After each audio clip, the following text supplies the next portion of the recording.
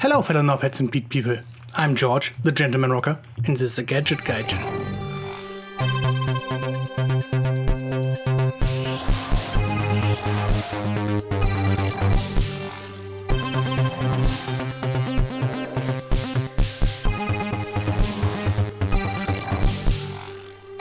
So today's a little bit special, as we will not talk about Gadget, but about news, and it's that Korg dropped the date and the price of the Mac version. And let me be clear, I get why they pick the price, but I don't think it's a good idea. Korg Gadget will drop on the 28th of February this year. So it's in a few days, basically 2 weeks or so. And it will be available for $199 as an introductory price and $299 after that. I eyeballed what I've paid for all the gadgets and additional sounds that I bought over the years that I used Korg Gadget on iOS. And it's roughly the same. So I get where the price is coming from. But that said, I wouldn't have paid $300 or $200 or euros for the software in one big hunch. So I paid $40 for the software as it came out, and then got all the in-app purchases for $10 per gadget, plus maybe a few dollars for in-app sound purchases, like $3 or $4 per pack. And I bought the bigger software things like Module and Odyssey and iWave Station, which will not be in the version from the 28th of February, but will come later. And I dropped $30 to $40 per app. So if I eyeball what I've paid, I'm at $250 to $300. So the price makes sense, but I don't think it's a good idea, because you get Logic for €200, and that's Logic, and you get synths with Logic too. So I don't know, I guess the price is a little bit too high, and they haven't announced any upgrade price for iOS users, so I don't know if you have the iOS version, if you get a refund on the price you paid or something like that. We'll have to wait for that. In my opinion, yes, the software is worth the price, but I wouldn't pay the $300 or $200 in one. It's too much for what it is. So I guess $199 as the base price would be okay, and maybe drop it now for the guys that will step up and be the first users of the software to $149 or something like that. And if you have the iOS version, I would give you refunds for the stuff you purchased. So for every in-app purchase that you bought, you would get like $5 off, something like that.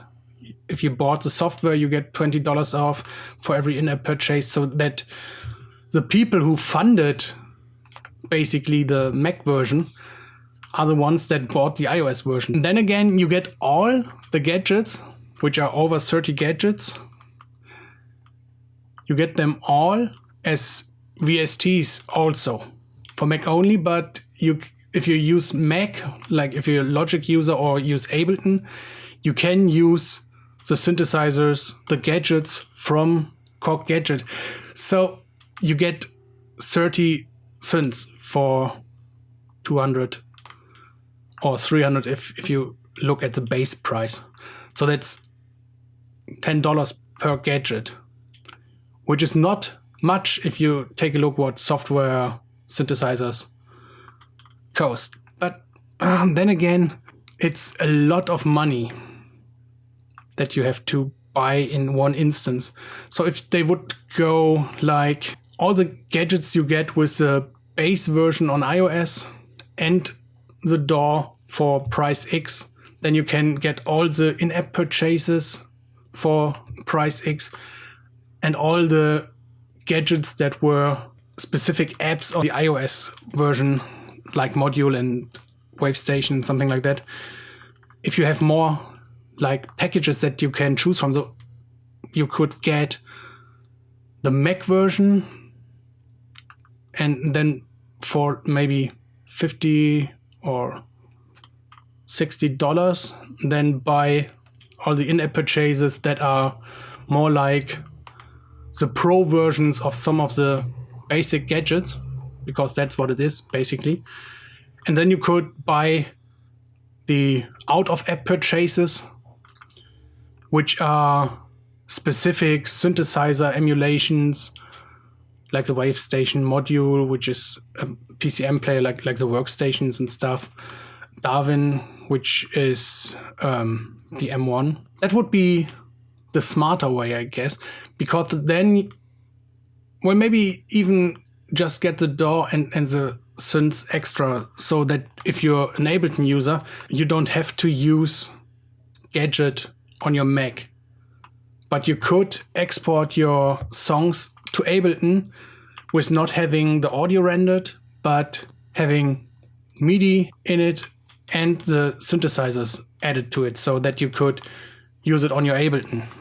That would be nice. So I guess they want to sell you the whole package so that you can export your files from iOS and they will work whatever version of Gadget you have. So you could export with audio like you do now, or you can export with MIDI attached and the synthesizers, and then you will have every gadget on the Mac. Because it could become problematic if you export the MIDI and you don't have the gadgets when there's an upgrade path from basic gadgets to the others.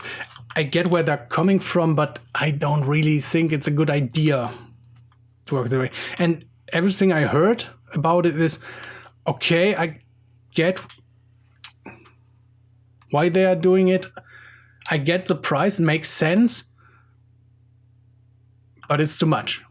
And if you take, for example, the Logic comparison, Logic is 200 euros. I don't know. But that's what it is. I'm hoping that there will be some way of upgrading from iOS to the Mac version, because I really want to test it out and show it to you guys.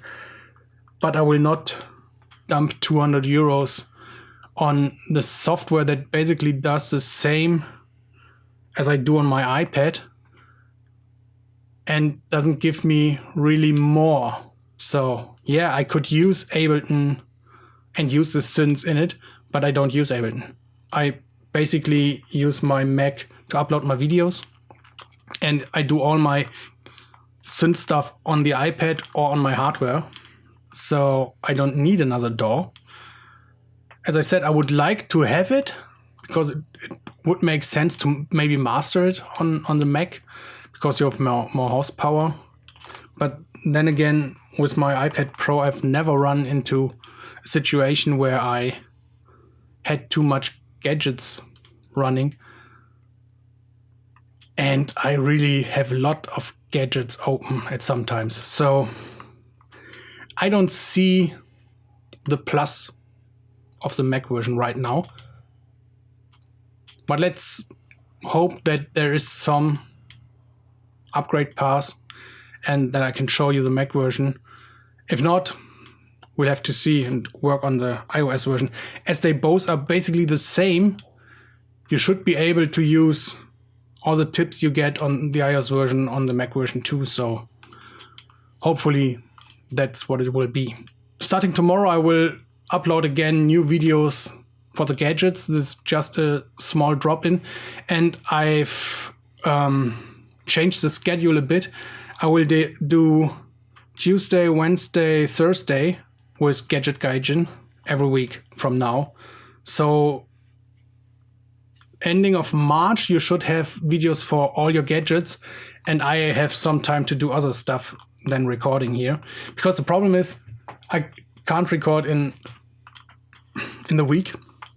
I have to come into the studio at the weekend and record these videos because there's a big construction directly below my window, and I have construction noises all over the place here over the week. So I'll drop here on Sunday and record some videos and cut them in the week. So yeah, that's what the situation is like right now in my studio. So I'll probably do a video somewhere in March where I will build myself a small record booth for my microphone here to cancel out some of the noise. And yeah, I will do videos for that also on this channel. I will drop other stuff starting March, another series, something like that. So stay tuned, subscribe to the channel if you like this stuff, like this video. If you have questions, drop them into the comments and I'll try to, as fast as possible, answer them. And guys, I see you in the next video. See you.